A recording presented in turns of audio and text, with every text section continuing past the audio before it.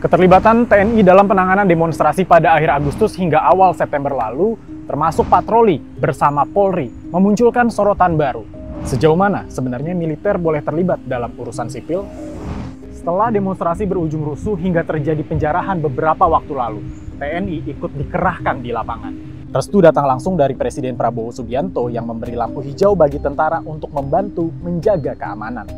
Kepada pihak kepolisian dan TNI, saya perintahkan untuk mengambil tindakan yang setegas-tegasnya. Buat masyarakat, demonstrasi kali ini terasa berbeda karena tentara ikut berada di tengah mereka. Takut karena TNI itu kan dia fungsinya untuk pertahanan. Kalau misalnya TNI sudah ada di antara kita masyarakat sipil, terus itu maksudnya lawannya siapa? Apakah kita gitu kan? Seakan-akan kita menjadi masalah dari negara sendiri. Itu menambah ketakutan dan teror banget sih. Apalagi kayak kita yang bergelut emang di kegiatan-kegiatan demonstrasi, aktivisme dengan banyaknya peredaran-peredaran itu semakin menambah ketakutan apa kita bisa jadi dikriminalisasi, ditangkap, diculik atau apa, itu kayak terbayang-bayang gitu loh. Bagi pengamat militer Made Supriyatma, ketakutan warga itu wajar. Ia melihat patroli TNI di tengah demonstrasi bukan hanya upaya menjaga keamanan, tapi sinyal pembatasan ruang sipil. Saya kira itu overreach ya, dan karena itu adalah tugas kepolisian. Padahal sebenarnya kepolisian punya perlengkapan, punya segala macam hal untuk riot control, untuk mengontrol demonstrasi. Ini adalah usaha untuk menakut-nakuti masyarakat. Gak lama setelahnya, TNI mengimbau masyarakat untuk ikut dalam pengamanan masyarakat Swakarsa atau PAM Swakarsa. Secara historis, PAM Swakarsa pertama muncul tahun 1998 dibentuk untuk mengamankan sidang istimewa MPR di masa transisi pasca Soeharto. Namun keberadaannya menuai kontroversi karena berujung bentrok dengan mahasiswa dan masyarakat sipil. Kini, pengaktifannya disebut untuk memperkuat sinergi TNI dan warga dalam menjaga keamanan.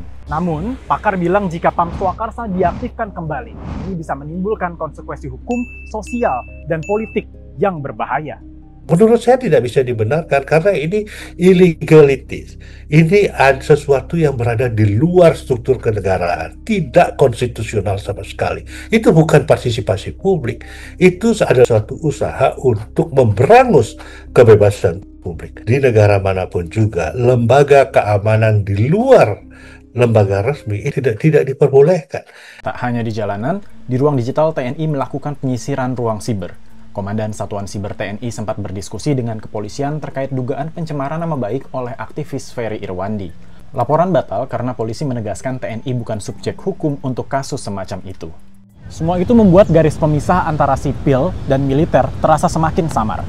Semangat supremasi sipil yang lahir dari reformasi pun ikut dipertanyakan karena kehadiran militer di ranah sipil kini memunculkan pertanyaan, sejauh mana sebenarnya peran tentara boleh masuk tanpa menabrak aturan hukum.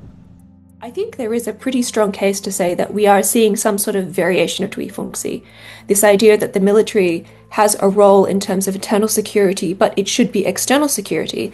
But also, as I said earlier, in this area such as agriculture, food security, land management, and pharmaceuticals production, that's not the spirit of what the Indonesian reform movement of the late 1990s really wanted. They wanted the military to be back to barracks. Kekhawatiran ini makin relevan setelah disahkannya Undang-Undang TNI pada Maret lalu yang memberi ruang lebih luas bagi militer untuk masuk ke ranah sipil, seperti perbantuan ke Polri sampai penempatan perwira aktif di lembaga pemerintahan.